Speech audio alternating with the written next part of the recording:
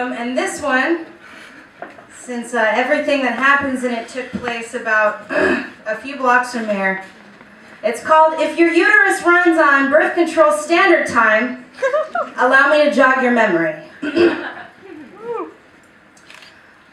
It is truly something how after all these years it still never fails to catch me by surprise, at least a little, despite the week of warning signs, the swollen, sore breast sulking in the cage of an underwire, the awesome overreaction parade. How it casts the previous 3 days in a radical new light. Explaining the asshole on Friday who spoke 4 decibels too loud and wore his ego like a unitard of burrs. Why I struggled not to cry when that text message took that tone with me. Why I drank way too much at the Neil Diamond impersonator concert and kissed that girl full on the flower. Why I ate shit biking home the next day. Why I laid on the couch for hours, watching movie previews, eating chocolate popsicles and feeling sorry for myself. Why I grew forests wanting you back. Slightly dazed at the small rosy sunset of evidence, I tilt my head to the side and relive it all, letting the humiliation do its humble work. I am suddenly not unraveling, sweet, wonderful Jesus. I'm not a crazy person trapped in a spiraling universe of increasing darkness and despair. I'm not losing it at all. Or I am. But in the most familiar, unchangeable way. It's just the goodbye party I'm always throwing but never invited to. Just the unwinding of the world's oldest clock.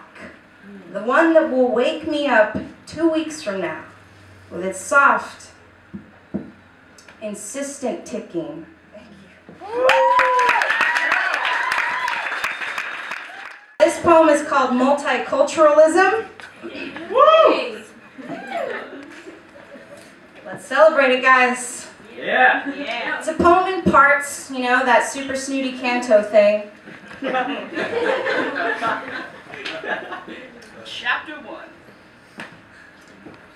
1. Raised by gays. Made physically ill by most fabric patterns. Automatically catalogs hardware and window treatments by presence, absence, type, and astrological sign. Can blanch, poach, and parboil. Identify 5 different shades of Versace gold. Suspicious of authority. Suspicious of men who drive white trucks. That's true, you guys. Don't buy a white truck, it's suspicious. Suspicious of women with bad perms. Suspicious of anyone who needs permission. 2. Raised by liberal hippie Christians in the 80s. Thank you, Mom. Has dreams about a large blue hymnal named Salty the Songbook. Yeah. These are not sexual dreams. Maybe they are. Becomes suddenly restless and angry upon hearing the word Vespers. Accused by Catholic boys of being too principled and also a slut. Brain wired by Jim Henson. 3.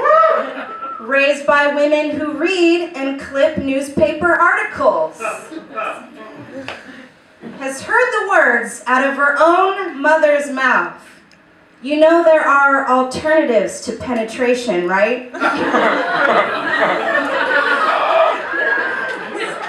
Hey guys, no STDs. This is great parenting. 4, raised by Iowans.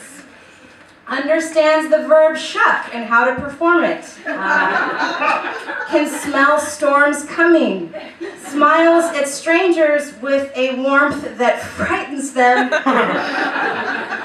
5, raised by Long Beach, California, has memorized the lyrics to Dr. Dre's The Chronic 2001. Mistakenly assumes all cops have something better to do. Harbors a secret belief that fog can be controlled with the mind. 6, raised by poets. Motherfuckers. Can casually quote George Orwell to Republicans. Considers vocabulary an abdominal muscle. Enforces honesty as a right, not a privilege. Describes weather on a scale of Prozac to Shakespeare. Loves desperately. Loves like the soul is in the mouth. Like the mouth is a god factory.